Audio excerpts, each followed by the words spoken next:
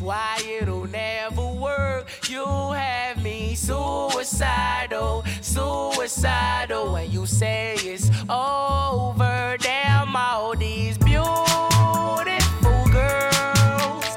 They only want. Bylo to příjemné, byla to zajímavá zkušenost. Mě začali lidi poznávat kvůli vlastně té kampani, která předcházela té soutěži, že se tady fotil.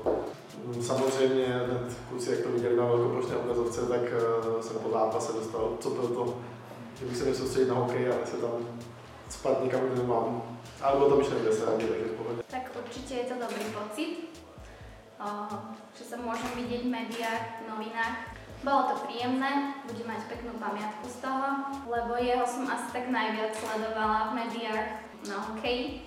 A je to sympatický mladý muž, dobrý hráč HCL. Chcem odkázať dievčatám, aby určite vyskúšali na budúci rok súťaž o najkrajšiu fanúšičku HCL, pretože sa to oplatí. Druhý rok verím, že sa prihlási viacej dievčat a bude z čoho vyberať a budú mať spomienky a zážitky tak, ako ja mám teraz.